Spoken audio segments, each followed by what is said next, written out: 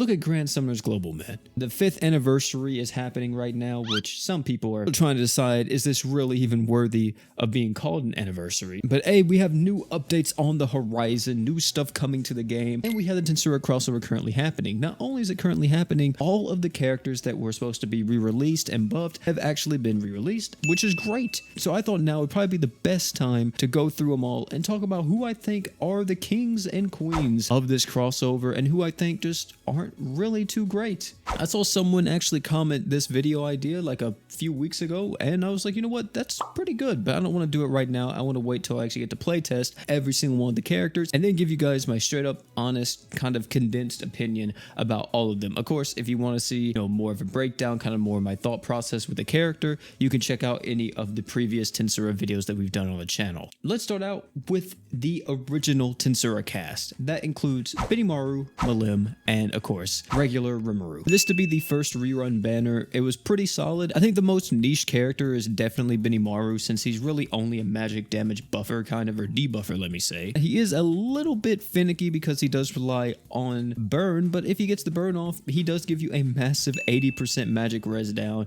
that's able to stack with a lot of different true arts in the game because it is a conditional effect. And then you have the monstrous powerhouse that's Malim, being able to reflect even longer, which completely broke her. On top of the fact too, she has some of the best equipped slots that you could ask for a unit like that, and she's also a pretty solid break nuker slash damage dealer. Then you have the one that fits everything, right?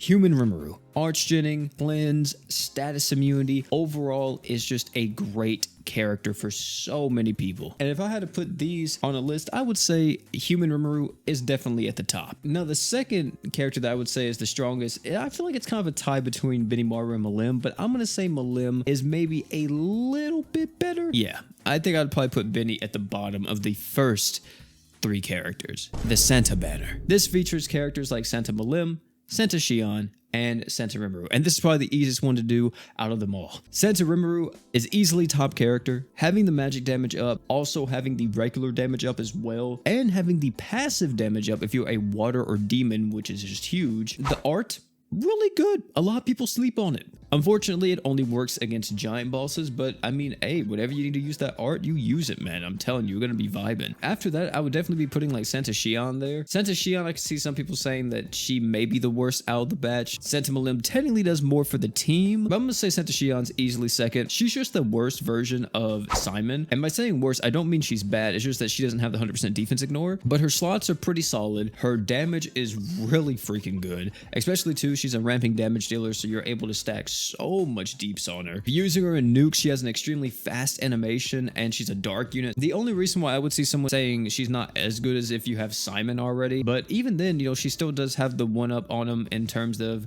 she's a luck unit. So if you need a luck unit, you could use Santa Shion. Now moving on to Santa Malim.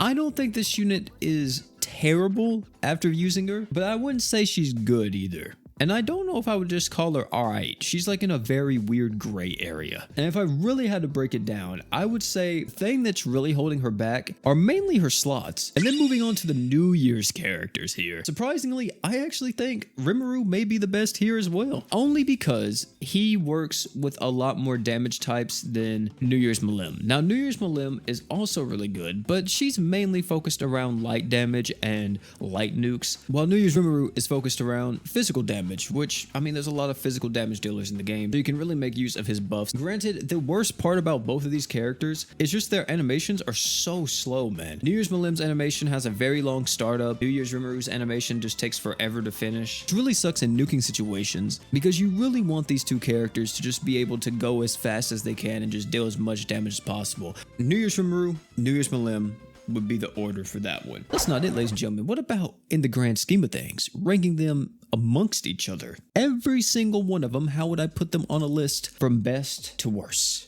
At the very top of the list, I think it's a tight spot between Santa Rimuru and regular Rimuru. And if I had to pick one or the other, me myself being more of a veteran player, I think I would rather put Santa Rimuru there over regular Rimuru. But if I was thinking more along the lines of a newer player though, I would be putting regular Rimuru over Santa Rimuru. So since it's kind of like that, I would say these two are tied for first. After that, number 2, I'm going to actually be putting Malim here, which may be surprising, but I think Malim has kind of proven herself to really break the game, which I don't think she's going to hold this number 2 spot for long, let me say, because a lot of bosses nowadays do negate like lifesteal, or not negate lifesteal, but you know, they have lowered amounts of lifesteal, so she can't just solo them like how she can with Ganon. But I won't deny that if you come up against a boss that you're able to either reflect nuke or sustain and reflect at the same time, she's literally the best character in the game to do that with. And I also like too, that's not the only thing she's good at, right? Like I said before, she also can be used in magic nukes and just as a magic attacker as well, so you're really able to get a lot of uses out of this character. After that, I think I will be putting New Year's Rimuru here. The physical damage buffer, so he helps out a lot of characters in the game and helps out a lot of people.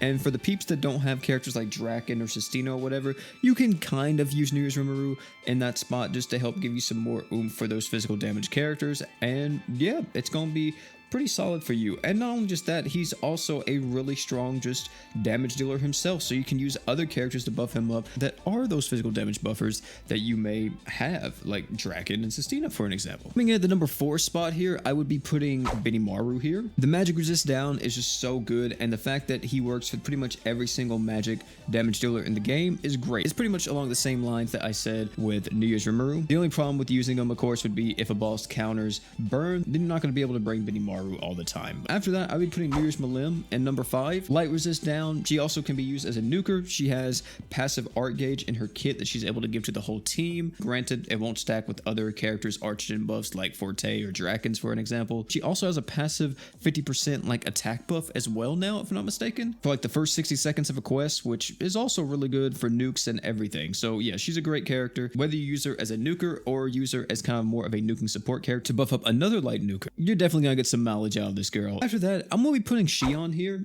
I think some people may rate Xion higher. I'm mainly going to be putting her here because she's just a nuker slash attacker, and if you don't need that type of character, then you're kind of not going to be using her. She's not going to be used for, you know, a debuff or a buff or anything. She's mainly only there to deal damage, and that's it. And then coming in at the last spot, who would have guessed? It was New Year's Malim. Yep.